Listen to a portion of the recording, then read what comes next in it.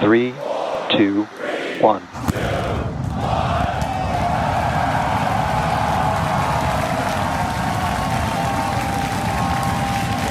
We have liftoff. Vehicles pitching downrange.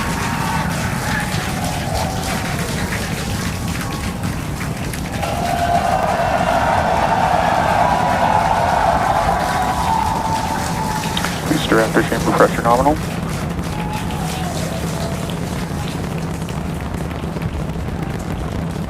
"30 seconds into the flight, the rumble's just starting to reach us here at launch control.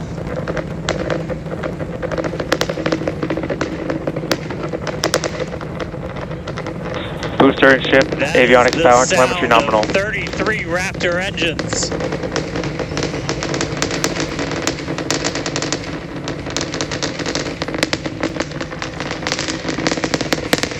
Max Q. Now pass through the maximum aerodynamic pressure, the most stress the vehicle's going to see on the way uphill.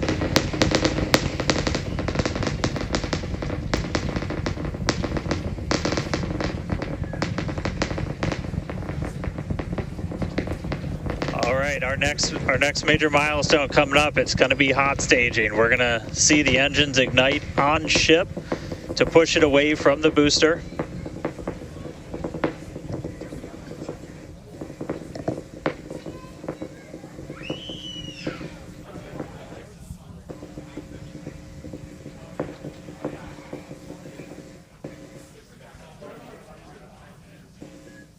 All right, so hot staging is going to be the next thing coming up. First, we're going to see the booster's engines start to shut down. All but 3. We're going to do what's called most engines cut off instead of main engine cut off, because 3 are going to keep going. And then we're going to see the engines on ship ignite.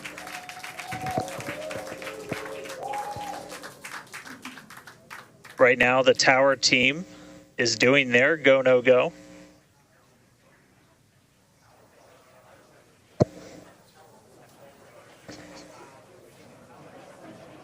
And we might hear some really good words soon, too. All right. Can still see it up behind me. That is one of the most gorgeous things I've ever seen in my entire life. Coming up on hot staging next. Ship engine There's startup. most engines cut off. Stage separation.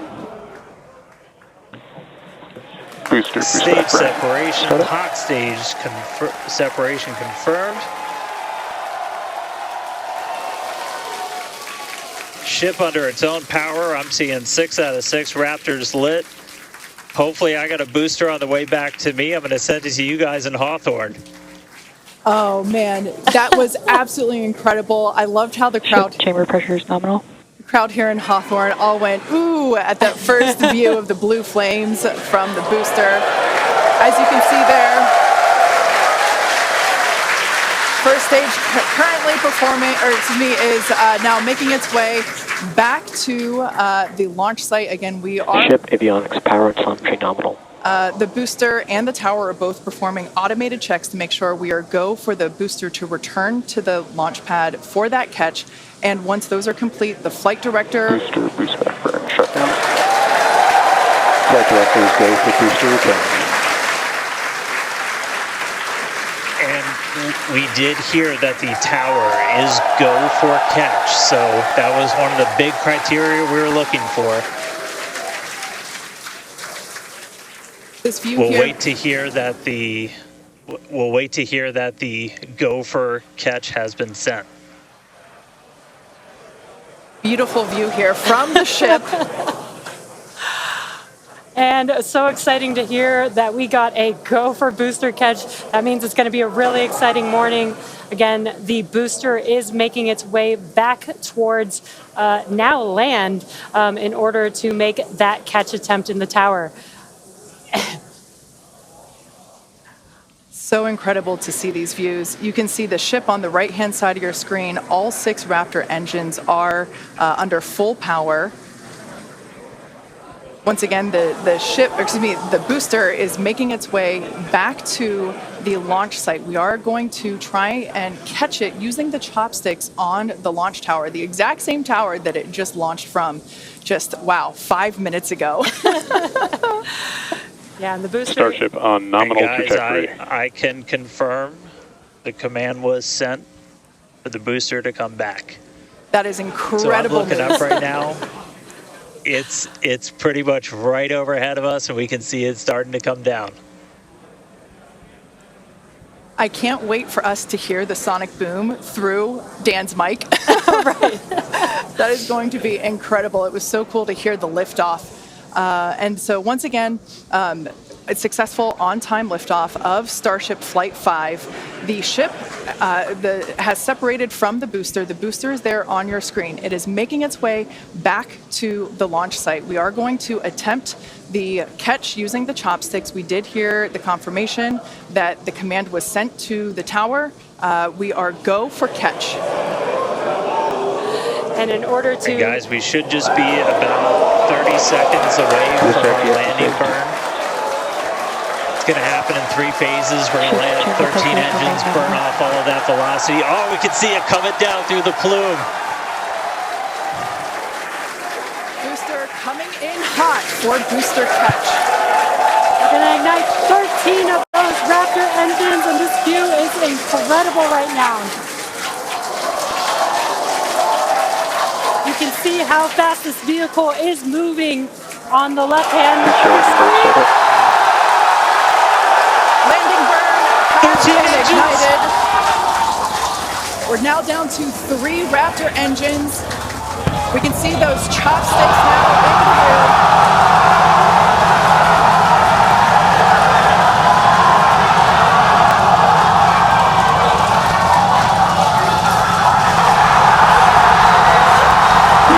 Current shutdown. Megadilla has caught the booster.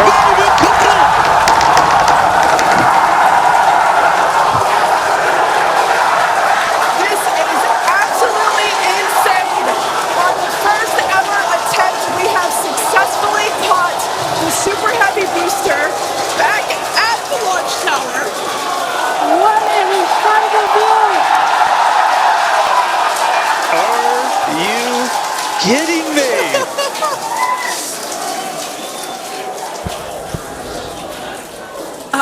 Dan, Wow. I don't know about you, but we're losing our stuff up here. Starship in terminal bed.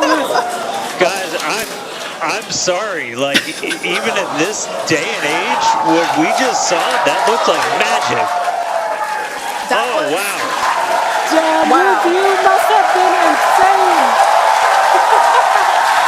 We are still going wild over here over this. Folks, this is a day for the engineering history books. This is a live view of the Super Heavy booster as it has just been successfully caught back at the very same launch tower that it just came from. Dan, I love this. You are reflecting exactly what everybody else here in Hawthorne, except maybe a little bit more because you got to see it with your own eyes. How was that? We got it. Well, I mean, like, I can't even describe that. Oh, by the way, ship, main engine cut off, ship's in orbit, but I am like shaking right now. That was... Yeah, this is not, Yeah, I mean, let's check in on ship. it's hard to believe that. Starship nominal orbit insertion. All right, exciting news there. It's hard to believe that, booster isn't the only excitement that we have today. Just confirmation there. A gorgeous view of planet Earth behind the ship. Saved. And it is now in the orbit that we expected it to. This is just an incredible day. Live views there as the booster vents some pressures there. That is a live view from the top of the tower looking at the chopsticks. I am still in disbelief. I'm trying to catch my tears just like the chopsticks caught the booster. It has been nonstop since liftoff. And we are all so excited about everything that's been happening so far this morning. With the booster having completed its job for today, we are going to take a short break for the next 30 minutes. We'll return back at T plus 40 minutes while the ship continues to coast before re-entry. Oh man, and as with previous flights, Starlink may actually enable us to talk with the ship through re-entry with no communication blackout. We of course are still testing Starlink during this phase of flight, so nothing is certain, but if we do have views, we'll be sure to bring those to you live. Views or no views, we'll see you back here at T plus 40 minutes for coverage of Starship's re-entry, flip maneuver, landing burn, and splashdown.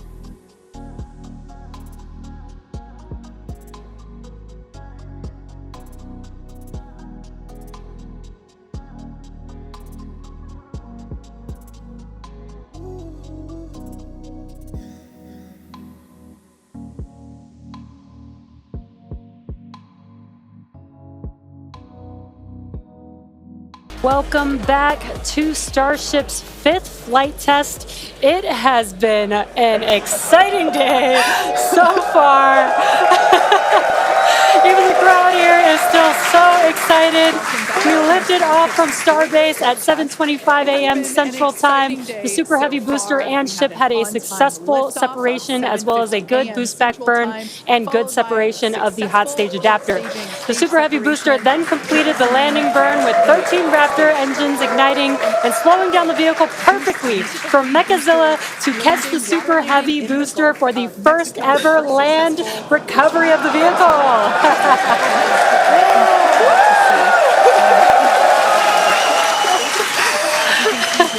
Now, it is insane to think that we're not done yet. We still have, in about 48 minutes, the ship will re-enter. The flap, all the flaps that will today, not that could. The ship will re-enter the Earth's atmosphere. Now, as a reminder, one of the main goals of today's test flight is for the ship to make it through the extreme heat of re-entry and to do so in a controlled manner. We learned a lot about this phase during Flight 4 and, as a result, completely reworked the heat shield, but more on all that in just a minute. Now, re-entry is typically a portion of flight where we don't have communications with the spacecraft because re-entering, it'll be re-entering at about 8 kilometers per second, or about 5 miles per second, roughly orbital velocity. Now, those speeds, the spacecraft moving through the atmosphere results in friction and creates a plasma field around the vehicle. We saw this in action on Flight 4 thanks to Starlink, and wow, it was breathtaking. The blanket of plasma ends up distorting communication frequencies, so it's not uncommon to experience brief blackouts in communication, but hopefully that's not the case today. Updated animation landing burn. I hope we get to see it for real today. And Kate, that's where Starlink has just kind of been just the unsung hero and the MVP of this test campaign. I mean, it's able to give us data, not just awesome video, but also data in real time as we're going through reentry. I mean, this is something that throughout the history of spaceflight just hasn't been possible. And this is an environment that is so unforgiving, so hard to model, so hard to understand. And for the first time ever, we're able to literally watch as it unfolds in real time, get that data in real time. And we're able to do that with Starlink. And it's great for us because we get to see something. We get to see the greatest light show on the planet or off the planet. But what it means for this program. We're able to learn tremendous amounts about our heat shield, our angle of attack, everything that we're doing as we're coming in through the atmosphere at hypersonic speeds. And it's, you can't just thank it enough. And also special shout out, you're going to see some additional flat camera views. We've got a really amazing team of avionics, cameras, electronics, software people who made all that possible. And so hopefully they're going to give us an even better show on the way in today as we're coming in at about 5 times the speed of sound. You know, historically a really tough window to look through. Physics of Yeah, those flaps, Dan, that you see there, that's what's helping. Starship is in a good attitude for entry, approaching the entry interface. Described it as with the forces. Some good call-outs there, preparing for re-entry for Starship. And again, that's what Dan was mentioning, those flaps on the vehicle. And if you've been watching us for the last few minutes, you could see that the flaps were rotating around and helping orient the vehicle as it prepares for the beginning of re-entry today. Yeah, exactly. Re-entry will be enabled by that heat shield that you see on the bottom half. That heat shield is made up of 18,000 hexagonal ceramic tiles, and they are designed to insulate the vehicle during atmospheric entry. At that point in time, temperatures can be as high as 26,000 degrees Fahrenheit or about 1,400 degrees Celsius. The design itself also permits for rapid reuse with no refurbishment between the flights. And fun fact that I think is just incredible in terms of scale, but the heat shield alone on the ship has a total mass of 10.5 tons, which is crazy because these things are really lightweight. They're made out of ceramic. We have a couple of them here. The one that I'm holding is used on flat surfaces, as if you go that way, because as it's flat. The one that Jesse has is kind of more what you see there on the side. Yeah, exactly. And having these different shapes, the flat version and the curved version, allow us to cover a lot more of the surface area of the vehicle. Again, we need to protect every portion of it. So even those curved surfaces, and especially the hinge area, if you watch Flight 4, is really what we want to make sure that we protect. And yeah, Kate, these are very, very lightweight. But when you put 18,000 of them together, they add up to 10.5 tons, which is incredible. Now, we did mention earlier that the heat shield has been completely reworked. Starship has entered the atmosphere, remains on a nominal entry trajectory. We can start to see that plasma now starting to build up on the side. It's not quite full plasma yet, but we are starting to see that color indicate that the heat is building up on the heat shield. Yeah, this is such a cool sight to see because you really never really have gotten to see this live before Flight 4. Yeah. And as Kate mentioned, it's getting a little more red, as you can see there on your screen. That means that heat is building up, but that's exactly what these heat shield tiles are there for, is to protect against this plasma and this really, really extreme heat that the vehicle is going to see for about the next 10 more minutes or so. Yeah, so the ship will attempt to light the 3 center Raptor engines, and those are the engines that can gimbal or maneuver or point, and they do that to help flip the ship until the engines point down so that it can land using the Raptor's thrust in the ocean. So that will happen after we get through this re-entry period. Again, now starting to see. And we also might start to see the flaps actuate a little bit here as the vehicle controls its roll during re-entry. That was one of the main learning points from Flight 3 was the roll control. Didn't work quite as well as we wanted it to. We learned that we needed some redundancies. So we added more roll control thrusters, and we'll see those in action as well today, as that was a Flight 3 learning that worked better on Flight 4 and still enabling that same design today. Starship has passed through 85 kilometers altitude. Flaps now have control of the vehicle. Great call out, as Kate mentioned, the flaps are controlling the attitude of the vehicle. And I love these views because it looks so calm. Everything is relative, right? So relative to this camera on the ship, it looks so calm and smooth, but the vehicle is traveling extremely fast. You can see the speed on the bottom right-hand corner of your screen. Starship is designed to land on Mars where there are no runways or other humans to help out. So we also want rapid reusability. So we're doing propulsive landing instead of a more traditional means like parachutes. And so we will use the engines on this vehicle to help slow the vehicle down for a vertical landing. Yeah.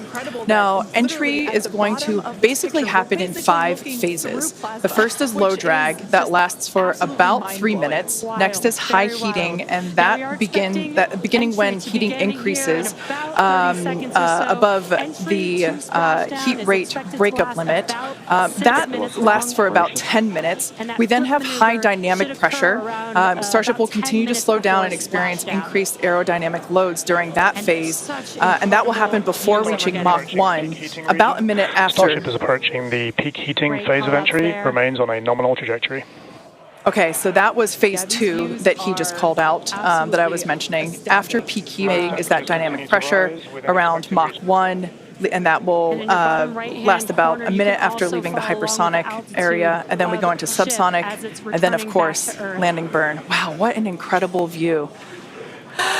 The colors are so amazing, and the colors actually also tell you a little bit about the temperature that the vehicle is seeing as well. So I think that's pretty cool that we get this amazing live visual. Speaking of live visual, the flap, we have more views, more cameras on board Starship, as Dan mentioned a few minutes ago. We are hoping that all 4 flaps will stay more intact than they did last time. We did make some changes to the design in order to help enable Starship this. is now experiencing peak heating, remains on a nominal entry trajectory. During its re-entry. Now, the heat shield. Great news there that Starship is continuing along the path that we intended it to fly. You can keep track with how fast it's going and how high it is above Earth using the display that is there on the bottom right-hand side of your screen. Shield tiles protecting the vehicle as it's coming through that high heat. This is where we're really going to see a lot of those improvements from Flight 4 really come into action. Right now, the ship is currently you guys kind of talked about, so what's called the static arrow, those are kind of the poke out points on the flaps. Those get exposed to some pretty extreme heat environments, and so we added some additional, basically made it a lot more robust for the thermal protection there. And we learned not just from visuals and stuff like that, we had those missing tile tests on Flight 4 where we intentionally left some out, kept in some backup layers. They're called ablatives, which means they just gradually melt away to help dissipate the heat. And we've got an entire layer of ablative underneath the tiles on this Starship today. So even if you get a gap in a tile or a tile is broken, anything like that, we've got essentially backup options. And what we're really trying to do today is do an on-target landing. As we lost the flaps, you lose a lot of your control, and so we didn't land right on target last flight. This time we're trying to really nail the target within just tens of meters, and that'll just be a really huge step on feeling like we're closer to bringing a ship back. Obviously, there's a lot of work before we get there, but we just caught a booster. We're going to start looking real soon at when we can catch a ship. And I still cannot get over that we are getting a live. So the view on your left is as a helicopter passes by Dan, bound at Starbase. The view on your left is a camera that's positioned near the nose of the ship, looking basically down toward the flap. The view on the right is looking perpendicular to the flap. So we're looking basically bird's eye view onto the flap on the left-hand side, and then a worm's eye view from the side with that view on the right. Future outlook here. So in about, yeah, sorry about that, guys. Maverick just buzzed the tower. He might be coming back. So a call out for entry transonic. That means that the now these views brought to us by Starlink. It's incredible that we have this high definition capability. In fact, that view on the left. Starship is now halfway through the peak heating phase of entry, remains on a good trajectory. Indications that the atmosphere. So great news there, hearing that we're about halfway through the peak heating phase. Like I said earlier, this lasts roughly 10-ish minutes, and we did hear earlier that the flaps have control of the vehicle, so also good news there. You know, it is incredible that we've basically had views the entire time. Right, yeah. Thanks to Starlink. My memory did black out a little bit after booster catch, so I think we had views. But, you know, all through the coast phase, we had some beautiful views of planet Earth behind the ship as it was in its orbit. Yeah, and I also do want to point out on your right-hand screen, we've got a more encompassed view of the flap. As we watched in Flight 4, the hinge area was the area where we got a little bit of that burn through. This view, this new camera view on the ship, will help us be able to visually see more of what's happening in that area. And again, we have improved our heating tiles, and so hopefully we've protected the hinge a lot better this time.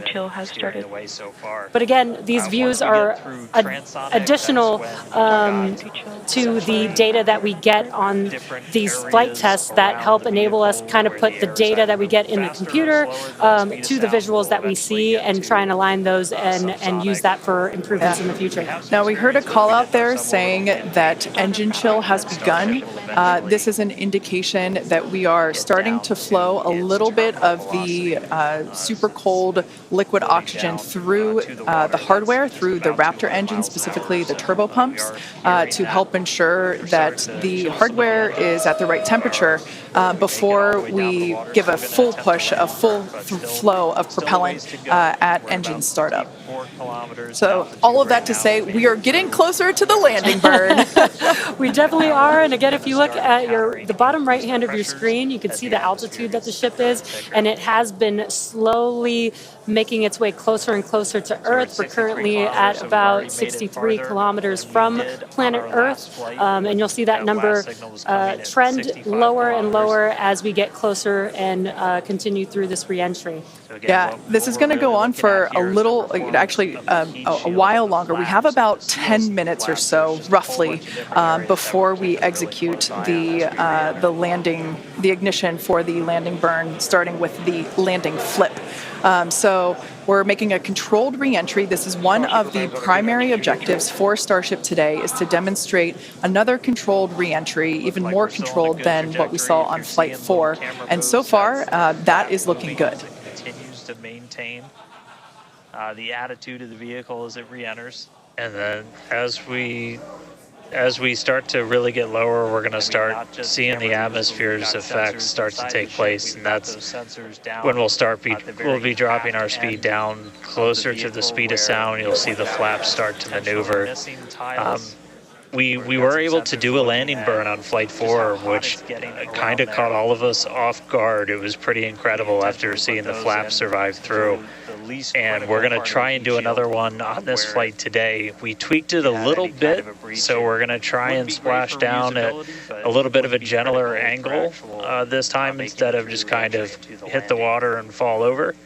And the goal with that is try and keep the ship intact, and then if we're able to then get some additional video of it, again, that's just more data. And everything we can see, everything we can get extra, like a couple extra seconds or minutes of data coming from the ship after Starship has splashdown. passed through the peak heating phase of flight, approaching maximum entry dynamic pressure.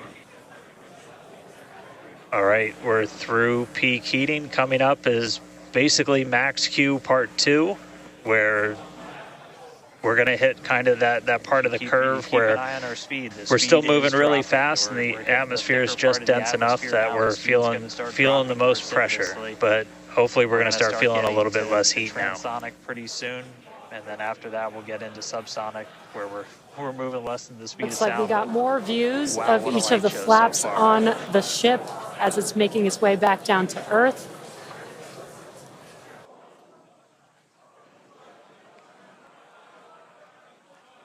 External temperatures are starting to come down. This camera view is looking right at one of the forward flaps.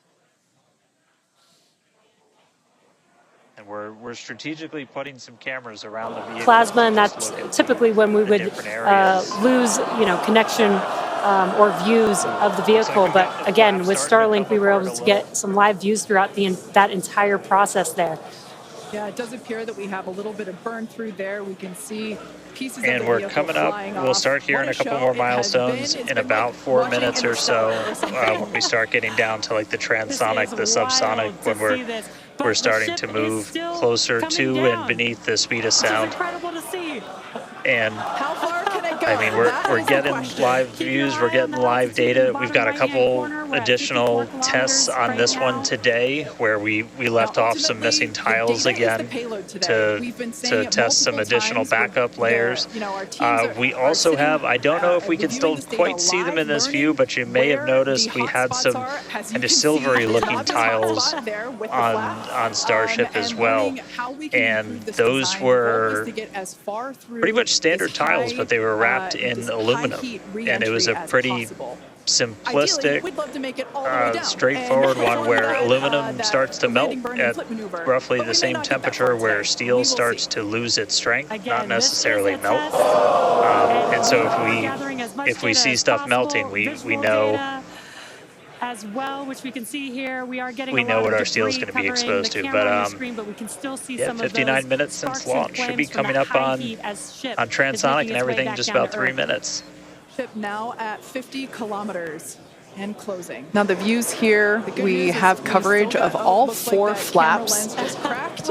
We can see, so for those that perhaps didn't catch a glimpse of the vehicle before liftoff, there are 2 flaps at the forward end and 2 flaps at the aft end. The larger camera view that is there on the right-hand side of your screen, that is a view of one of the aft end or the bottom end flaps. We can start to see some heat buildup and peeking through on one of the flaps there in the top left-hand corner of your screen. I may have jinxed it. I apologize. Look at that. It's back. We are still going. And the team's here. Once again, Starship now at T+1 hour and 9 seconds into its flight today, re-entering the Earth's atmosphere, currently about 45 kilometers above the surface of the Earth, now 44. We are targeting a soft splashdown in the Indian Ocean, about, northwest-ish of Australia, and we are attempting to, as we did on Flight 4, perform a flip maneuver as well as a... Starship is at maximum entry dynamic pressure, remains on a good trajectory. All right, so that is great news there. Like Dan said earlier, this is basically max Q part 2. So this is the greatest amount of aerodynamic loads that the vehicle will experience during its flight. It's coming back through the Earth's atmosphere. It was above the Earth's atmosphere in space where there was no friction. We can obviously see heat as evidence of that friction buildup. The atmosphere is actually helping to slow the vehicle down. If you're watching the telemetry in the bottom right-hand side, right-hand corner of your screen, you can see that speed decelerating rapidly.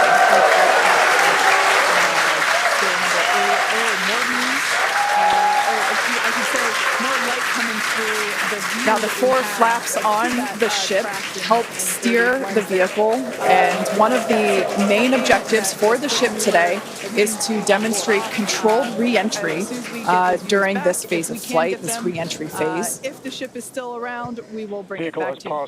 And we have 6 engines on ship, but we only need 3 of them, the 3 sea-level engines. We will have that flip maneuver happen very close to touching down for splashdown. We'll do that flip maneuver, ignite those engines, slow the vehicle down immediately, and then hopefully have what we call a soft splashdown in the water. It's probably going to feel a little bit harder on the top of the surface of the water, but it'll look pretty gentle. Yeah, and like we said earlier, we hope to have some more views, even of that phase of the flight. So fingers crossed that we can bring those to you. We are are hoping to splash down softer than we did last time on Flight 4. Right now, Starship continuing to make its descent back to Starship planet is Earth. at Mark 2, remains on a good trajectory. Yes, and collecting All right, great news there. That tells us continuing that the vehicle collecting data is as we traveling twice the speed of sound. So we will then, the next call out that we'll hear is that it is, traveling about the speed of sound, and then we will hear a call out that it is, that will be the call out that it is transonic, and then we will hear another call out saying that it is subsonic, meaning going slower than the speed of sound. Starship is transonic. There it is. So at this, I thought maybe it might clear up. It is a little bit. So at this point in time, we say transonic because certain parts of the vehicle, like the flap that you see on your screen, might be experiencing airflow faster than the speed of sound, while other parts of the ship may be experiencing airflow. Starship is in the subsonic belly flop. That deceleration is All right, so now the entire vehicle is traveling slower than the speed of sound, so subsonic. The crowd here at Mission Control Hawthorne also getting excited, just like us. We're awaiting a water landing. We are going to reignite the 3 engines to perform that flip maneuver, and we're basically about a minute and a half, away from the landing flip. Yeah, the crowd's getting excited here as we get closer and closer to splashdown. Again, just about a minute away from the expected splashdown, so we should see a lot happening coming up here shortly.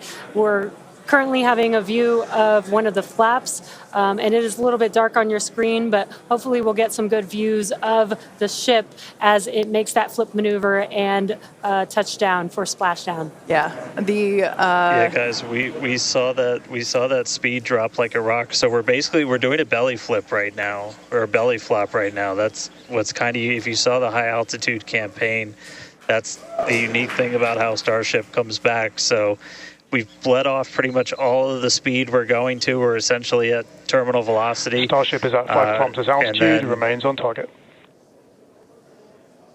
5 to go, coming up soon, landing burn.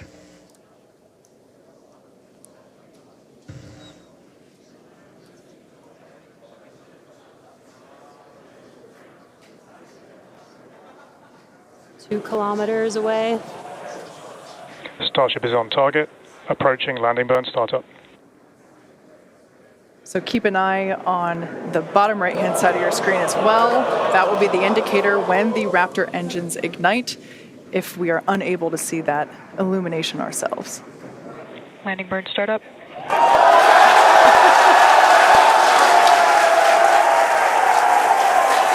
a cool view of the reflection of that landing burn. You can see the water just behind the ship.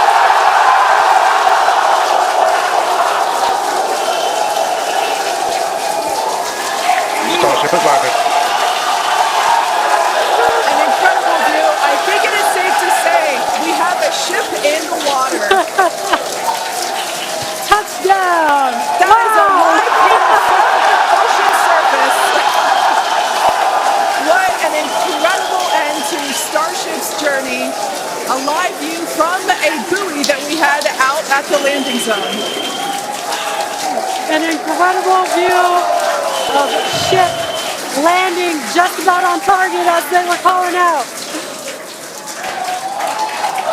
That was amazing. And we were not intending to recover any of the ship's hardware, so that was the best ending that we could have hoped for.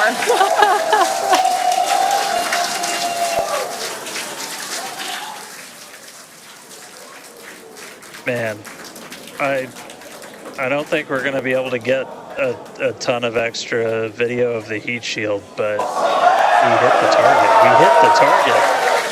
Yeah.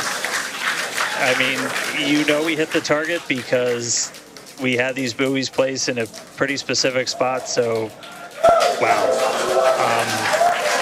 What a day. I feel like that's what I get to say. What a day. I mean, everything started off today with that launch. We were able to lift off towards the end of our window, 7:25 a.m. Central Time. 33 out of 33 Raptors in the way uphill. Successful hot stage. Booster came back. We watched it come down right behind us. Watched it get caught. And that broke my brain for a while. I'm really happy we had coast for a bit, but that's first ever booster catch, major step on the way to rapid reusability, and ship just gave us one heck of a show, making it through a controlled re-entry this time, flaps intact, made it down to the water. Hey, starships were meant to fly, and it sure as hell flew today, so let's get ready for the next one. Over to you guys. They were meant to fly, and they were also meant to be caught by Mechazilla. Yeah. It's been such an incredible day today. Congratulations to our teammates and to everyone who supported the Starship program. And thank you to all of our future customers for your support. And we'll also like to thank the people of Cameron County, Texas, as well as the Coast Guard, the Federal Aviation Administration, the Government of Mexico, and the Australian Space Agency. Now be sure to follow SpaceX on X for more updates on today's test flight and, of course, for future Starship news. Today was amazing, but the SpaceX action isn't over yet. Soon Falcon Heavy will launch NASA's Europa Clipper, and we're also going to be returning Dragon back to Earth with NASA's Crew 8 astronauts. So congratulations again to the SpaceX team. What an amazing launch and an even cooler catch. Thank you for watching, but we're going to leave you with an awesome recap of what has been the most epic day.